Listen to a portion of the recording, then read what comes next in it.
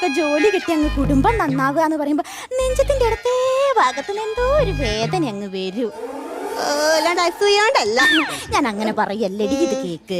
ഈ ചെക്കന് ഗവൺമെന്റ് ജോലി കിട്ടേണ്ട ഒരു കാര്യമില്ല, സ്വഭാവം നന്നാവണം. ഞങ്ങൾ ഇവന്റെ വല്യച്ഛൻ മരിച്ചിട്ട് ഇവന്റെ വീട്ടിൽ പോയി, അനക്കറിയില്ല വെളുപ്പിലെ മൂപ്പര് ഈ തെങ്ങുമെന്ന് വീണുങ്ങാണ്ടാണല്ലോ ചത്തത്. ഞങ്ങള് ശവത്തിനെ നോക്കി ചിരിക്കണോ കരയണോ ചിരിക്കണോ കരയണോ എന്ന് വിചാരിച്ച് നിൽക്കുമ്പോ തലക്കും ഭാഗത്തു നിന്നും ഒരലർച്ചയല്ലേ. ഈ ചേക്കൻ ഒരു ഫോണും പിടിച്ച് ഹലോ ഗായ്സ്, എന്റെ വലിയ മരിച്ചു പോയി ഗായ്സ്, എനിക്ക് നിങ്ങളെ മുൻകൂട്ടി അറിയിക്കാൻ വേണ്ടി പറ്റില്ല.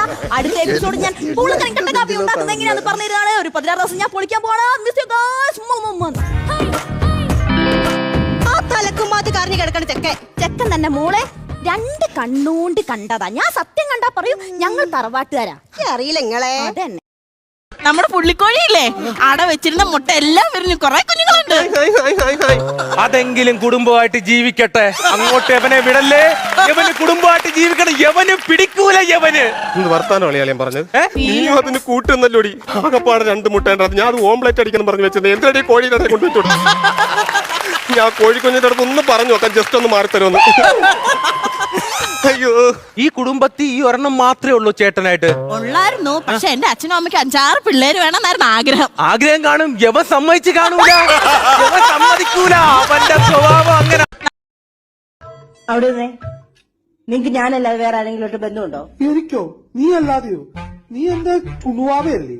നീ എന്റെ ചുന്ദരിയല്ലേ? നീ എന്റെ തങ്കക്കുടമല്ലേ? അപ്പൊ ഈ മഞ്ജുവും ബിന്ദുവും പ്രിയൊക്കെ ആരാ? അവരൊക്കെ എന്റെ ഫ്രണ്ട്സാ. നിങ്ങൾ ബിന്ദുവിന്റെ അടുത്ത് എന്നാ പറഞ്ഞത്? നീ എന്റെ ഭാര്യക്കാൾ സുന്ദരിയാണോ? മഞ്ജുവിന്റെ അടുത്ത് എന്നാ പറഞ്ഞത്? നീ സ്നേഹം കൊണ്ട് എന്നെ വീർപ്പ് പിടിക്കാന്നോ? പിന്നെ പ്രിയയുടെ അടുത്ത് എന്നാ പറഞ്ഞത്? നീ സംസാരം കൊണ്ട് എന്നെ പുളകിതയാക്കുവാന്നോ? ഇതല്ലേ എന്റെ ഫേക്ക് അക്കൗണ്ടാ മനുഷ്യ, ഫേക്ക് അക്കൗണ്ട്. എനിക്ക് ഡൈവോഴ്സ് വേണം, എനിക്ക് ഡൈവോഴ്സ് വേണം. നമുക്ക് പിരിയാം. എനിക്കറിയായിരുന്നു ഈ 3 ഫേക്ക് അക്കൗണ്ട് ആയിരുന്നെന്ന്.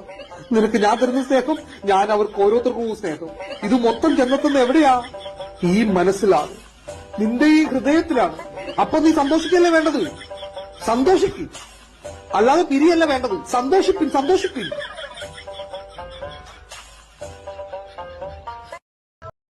കല്യാണം കൂടാൻ ഞാന് എന്റെ മാപ്പിള അമ്മായിയമ്മ അമ്മായിയച്ഛനെല്ലാം തിരുവനന്തപുരം എത്തി. എന്തിനു പറയാൻ പൊളപ്പം കല്യാണമായിരുന്നു ചേച്ചി. ഒരു ഞെരിപ്പ് സദ്യയും പായസവും ബോളി ചക്ക മാങ്ങ തേങ്ങ ചേന കുമ്പളങ്ങ ക്യാരറ്റുള്ള പലതരം പായസം. വയറ് വാടകയ്ക്കെടുത്തത് തബള വെസം കീച്ചോടെ കീച്ച്. അവിടുത്തെ പൊള്ളച്ചിലൊക്കെ കണ്ട് എന്റെ അമ്മായിയമ്മക്ക് ഭയങ്കര പൂനാച്യം. എന്തിനു പറയാ, ഒരു പള്ളിപ്പെരുന്നാൾ വന്ന ബാങ്കിന് ലോൺ എടുത്ത് പടക്കം മേടിക്കുന്ന തള്ളയാണത്. പിരിപിരിത്ത് നടന്ന് അവസാനം ചേന അലർജി ആയ അമ്മായിയമ്മ, ആ മണ്ടൂതിരി തള്ള, ചേന പായസം മോന്തി കുടിച്ചോണ്ട് ചൊറിഞ്ഞോണ്ട് തേരാപ്പാരാ നടപ്പ് തന്നെ. ആ 2 ദിവസമായിട്ടും ചൊറിച്ചില് മാറിയില്ല. അവസാനം കല്യാണ പെണ്ണിനോട് പോയി ചൊറിഞ്ഞു, മക്കളെ കല്യാണം കഴിഞ്ഞ 2 ദിവസങ്ങളായല്ലോ, ഇതൊരു വിശേഷമൊന്നും ആയില്ലേ എന്ന്. എന്നെ പോലെ ഹിന്ദിക്കാരി അല്ലാത്തത് കൊണ്ട് മറുപടി അപ്പൊ തന്നെ കൊടുത്തു. തല ചൊറിഞ്ഞോണ്ട് നടക്കാണ് ബോഞ്ച് വെള്ളം കുടിച്ച് അവിടെ എങ്ങാനും പോയി ഇരി.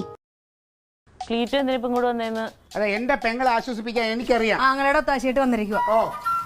ഒത്താശയൊന്നുമല്ല, അവൻ എന്താന്നുള്ള അറിയാൻ പാടില്ല. എന്റെ കൊച്ചെ ഇത് എന്താ സംഭവം എന്ന് അവന് സത്യമായിട്ടും അറിയില്ല. ഇനി അങ്ങനെ എന്തെങ്കിലും ഉണ്ടെങ്കിൽ തന്നെ നമ്മൾ പെണ്ണുങ്ങളാണ്, നമ്മൾ ഇച്ചിരി ഒതുങ്ങി ക്ഷമിച്ചു കൊടുത്താൽ പോലെ.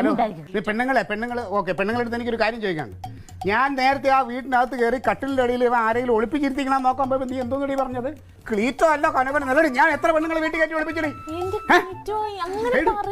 നീ ഒന്നും പറയണ്ട. ക്ലീറ്റോ ദേഷ്യം വരുമ്പോ നമ്മൾ എന്തെങ്കിലും ഒക്കെ വിളിച്ച് പറയൂലേ, അത്രേ ഉള്ളൂ അത്. അയ്യോ, ദേഷ്യം വരുമ്പോ ഒരു പുരുഷന്റെ ചാരിത്രത്തെ വെച്ചാണ് നീ കളിക്കണത്.